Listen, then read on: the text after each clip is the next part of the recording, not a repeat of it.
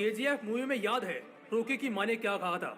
अगर तुम में हिम्मत हो कि 1000 लोग तुम्हारे पीछे खड़े हैं तो शायद तुम एक जंग जीत पाओगे, लेकिन अगर उन 1000 लोगों ने ये हिम्मत कर ली कि तुम उनके पीछे खड़े हो तो पूरी दुनिया जीत जाओगे। एक लाइन है जो बार बार अंदर से दिल दहला देती है कि पैदा हुआ था राज करने के लिए, लेकिन आज गुलाम बनकर ही रह गया हूँ। देख मेरे भाई, जब तक तू जंगल का शेर नहीं बन जाता कोई तेरे से नहीं डरेगा। तुझको शेर बनना ही पड़ेगा।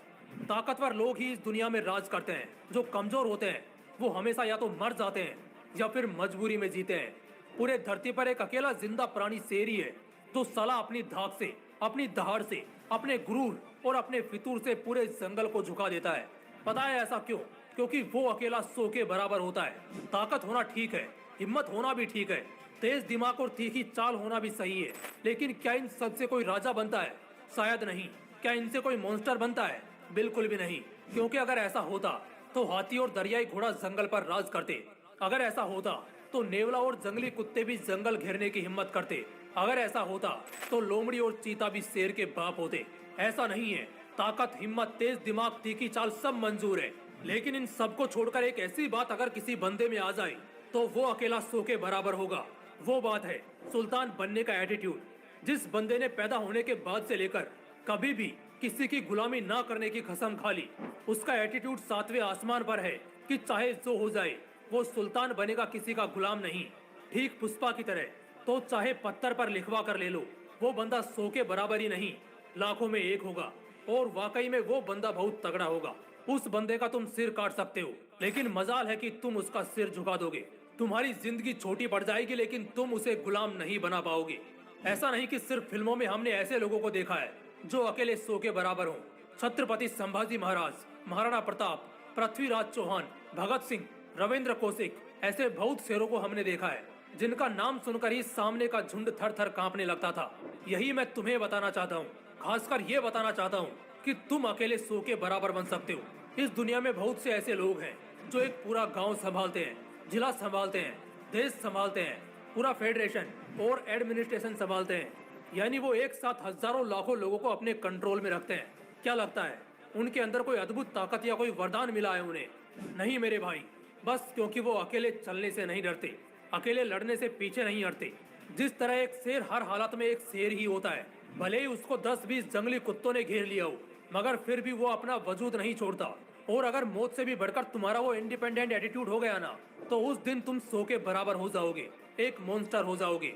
सच में यार, गैंगस्टर बनने में क्या मजा है? झुंड में जाकर किसी एक दो को मारो, ये तो कुत्ते, लोमड़ी, सुअर और भेड़िए भी करते हैं। मजा तो मॉन्स्टर बनने में है जो अकेला पूरे झुंड को मारे, अकेले पूरे गैंग से निपटे। हाँ पता है, एकदम से इतना जिगर, इतनी ताकत नहीं आएगी, लेकिन एक बार निपट कर तो देखो, अंदर से शेरों वाली फीलिंग आएगी और फिर साला जिंदगी का हर आखिरी डर भी मर जाएगा। अब तक तो बेशक तुम्हारे दिल में वो आग लग चुकी होगी जो तुम सोच कर आए थे, लेकिन इतना काफी नहीं है। एक आदमी अकेले 100 के बराबर होगा। बस अगले कुछ मिनट नजरें गड़ाए रखना। 3 ताकतवर नीतियां बताऊंगा, दिमाग में उतार लो, साला किसी का बाप भी नहीं झुका पाएगा। पहली नीति, जिंदगी के सिद्धांत साफ रखो, ना किसी को छेड़ो, और अगर कोई तुम्हें छेड़े तो उसे हर हाल में ना छोड़ो। कभी किसी के साथ गलत मत करो, अपने हिसाब से जिंदगी जियो। बच्चे, बुजुर्ग और औरतों की इज्जत करो, और कोई भी ऐसा काम मत करो जिससे कल शर्मिंदा होना पड़े, सिर झुक जाए। ऐसे कुछ और सिद्धांत बनाओ और बस फिर चाहे जान जाए, लेकिन हर हाल में इनसे मन मत हटाना। जो इंसान सिद्धांतों के साथ अपनी जिंदगी नहीं जीता, उसकी दूसरे तो क्या, खुद अपने भी इज्जत नहीं करते। उसकी जिंदगी कटी पतंग की तरह होती है, किस दिशा में जाएगी कोई नहीं जानता, लेकिन आखिर में कचरे में ही मिलेगी, ये सब जानते हैं। दूसरी नीति, कुत्तों की संगत छोड़ो। अगर शेरों की बादशाह चाहते हो तो कुत्तों की संगत छोड़ो। अगर शेर का बच्चा भी कुत्तों के झुंड में बचपन से रहने लगेगा तो वो कभी नहीं धाड़ पाएगा, बल्कि सिर्फ भौंक कर ही रह जाएगा।